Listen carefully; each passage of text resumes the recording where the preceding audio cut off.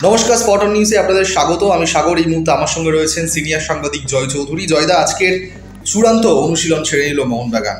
সুনীল ছেত্রীর দলের বিরুদ্ধে আগামীকাল যুব ভারতীতে সবথেকে গুরুত্বপূর্ণ ম্যাচ বললে ভুল হবে না, খেলতে নামছে ডুরান্ডের সেমিফাইনাল। সেক্ষেত্রে আজকের অনুশীলনে তুমি কতটা ফুটবলারদের চনমনে দেখলে, আর এই ম্যাচটা কেন সব থেকে বেশি গুরুত্বপূর্ণ মোহনবাগানের দৃষ্টিভঙ্গিতে একটু যদি বলো। দেখুন, মোহনবাগানের কোচ মলিনা কি বলে গেছেন সাংবাদিক সম্মেলনে এসে, সেটা আপনারা এতক্ষণ আমাদের বিভিন্ন প্যাকেজ থেকে জানতে চেয়েছেন। মোহনবাগান তাবুতে এই মুহূর্তে আমরা বসে আছি, কিন্তু আমি ঠিক মোহনবাগানের যে প্রতিপক্ষ বেঙ্গালুরু শিবির, তাতে কিছু কথা বলতে চাইছি। এই কারণে যে আজকে কলকাতায় সল্টলেক স্টেডিয়ামে বেঙ্গালুরু প্র্যাকটিস করেছে। বেঙ্গালুরুর এই প্র্যাকটিস সেশন ক্লোজ ডোর ছিল। আমরা বেঙ্গালুরুর মিডিয়া ম্যানেজারকে অনুরোধ করেছিলাম আফটার প্র্যাকটিস যুব ভারতীতে একটা মিডিয়া ইন্টারাকশনের ব্যাপার।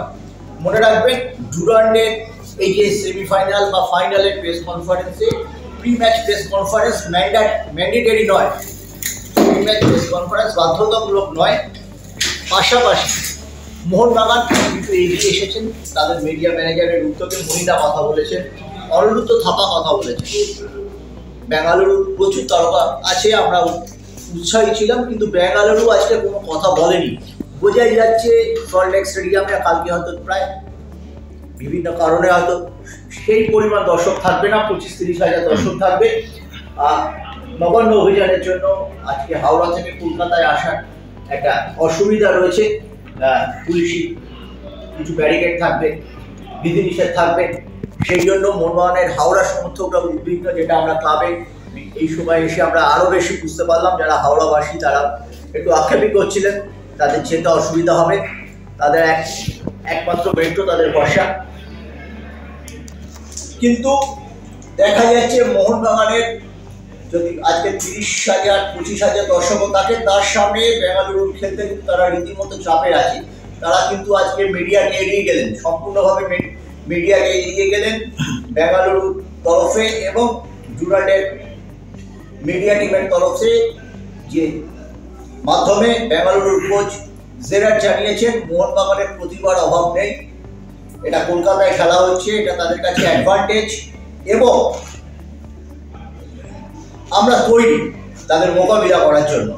সুনীল ছেত্রী বলেছেন কাল তো 62,000 দর্শক কিছুই থাকবে না, বোম্বে ম্যাচে যেরকম ছিল, আইএসএল ফাইনালে বা লিগ শিল্ডে যে গ্রুপ দিকে লাস্ট ম্যাচটা ছিল 16 এপ্রিল, সেরকম তো লোক থাকবে না। আমি এখানে খেলতে অভ্যস্ত আছি, ঠিক আছে, ভালো খেলা হবে, এটাই ছিল বেঙ্গালুরুর তরফ থেকে জানানো।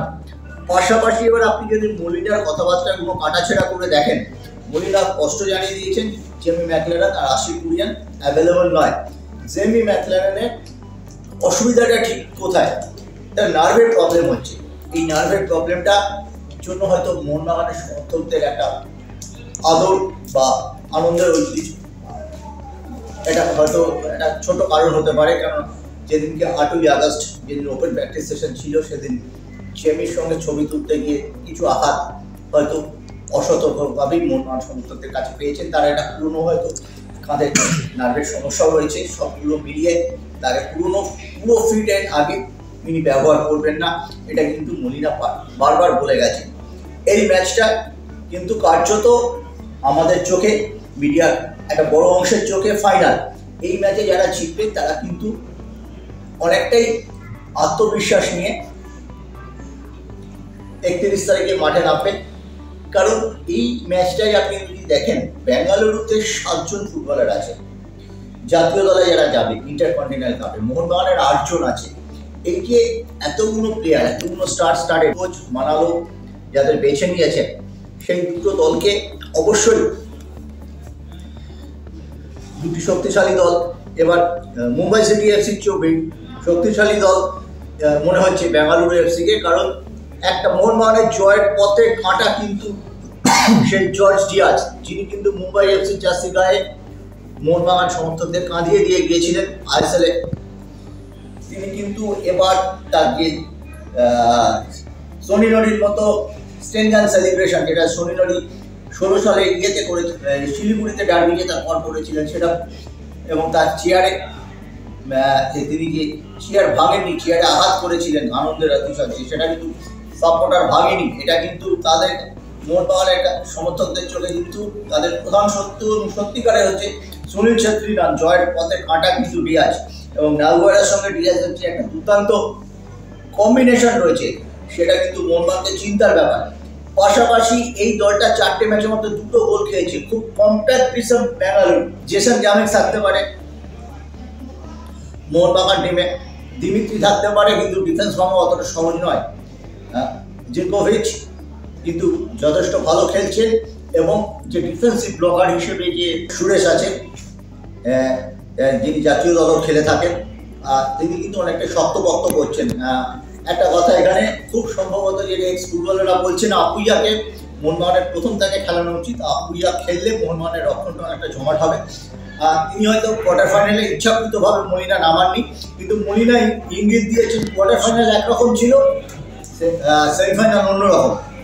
আমার ধারণা দিমিত্রি কিংবা কামিংসের মধ্যে একজন কিন্তু শুরু করবেন, দুজনেই কিন্তু সাইড বেঞ্চে থাকবেন না কোয়ার্টার ফাইনালের মতো। সব মিলিয়ে 5:30টায় ম্যাচ, দর্শকদের আসতে হয়তো একটু অসুবিধা হবে নবান্ন অভিযানের জন্য, কিন্তু তা সত্ত্বেও মোহনবাগান কিন্তু এই ম্যাচে যে শব্দভঙ্গ তার জন্য এগিয়ে থাকবেন, যে কথাটা বারবার মোহনবাগান সচিব বলতে চান।